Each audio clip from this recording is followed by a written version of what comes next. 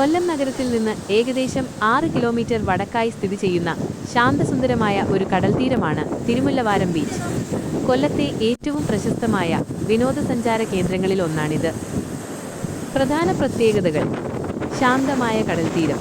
തിരുമുല്ലവാരം ബീച്ചിന്റെ ഏറ്റവും വലിയ പ്രത്യേകത അതിന്റെ ശാന്തമായ സ്വഭാവമാണ്. മറ്റ് കടൽത്തീരങ്ങളെ അപേക്ഷിച്ച് ഇവിടെ തിരമാലകൾക്ക് ശക്തി കുറവായതുകൊണ്ട് കുട്ടികൾക്കും സ്ത്രീകൾക്കും സുരക്ഷിതമായി കടലിൽ ഇറങ്ങാൻ സാധിക്കും. ഡിസ്കവറി ചാനൽ അംഗീകാരം. ലോകത്തിലെ ഏറ്റവും മനോഹരമായ 10 കടൽത്തീരങ്ങളിൽ ഒന്നായി ഡിസ്കവറി ചാനൽ തിരുമുല്ലവാരം ബീച്ചിനെ തിരഞ്ഞെടുത്തിട്ടുണ്ട്. ഞായറാഴ്ച പാറ.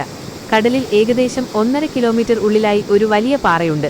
വേലിയേറ്റം കുറയുന്ന സമയങ്ങളിൽ ഈ പാറ വ്യക്തമായി കാണാൻ സാധിക്കും. ഇത് തിരുമുല്ലവാരം ബീച്ചിന്റെ ഒരു പ്രത്യേക ആകർഷണമാണ്. മഹാവിഷ്ണു ക്ഷേത്രം. കടൽത്തീരത്തിന് സമീപം പ്രസിദ്ധമായ തിരുമുല്ലവാരം മഹാവിഷ്ണു ക്ഷേത്രം സ്ഥിതി ചെയ്യുന്നുണ്ട്. ഈ ക്ഷേത്രവുമായി ബന്ധപ്പെട്ട് കർക്കിടക വാവുബലി ചടങ്ങുകൾ ഇവിടെ നടക്കാറുണ്ട്. ആയിരക്കണക്കിന് ഭക്തർ പിതൃപൂജകൾക്കായി ഇവിടെ എത്തുന്നു.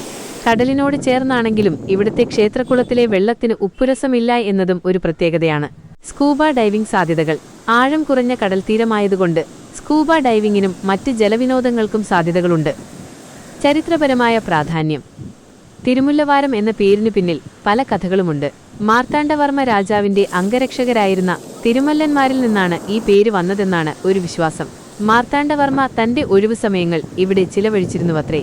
രാമായണവുമായി ബന്ധപ്പെട്ട ഒരു കഥയും പ്രചാരത്തിലുണ്ട്. രാവണൻ സീതയെ തട്ടിക്കൊണ്ടുപോകുമ്പോൾ രാമനെ അറിയിക്കാനായി സീത തന്റെ ചെവിയിൽ സൂക്ഷിച്ചിരുന്ന മുല്ലപ്പൂവ് താഴെയിട്ട സ്ഥലമാണ് തിരുമുല്ലവാരം എന്ന് പറയപ്പെടുന്നു.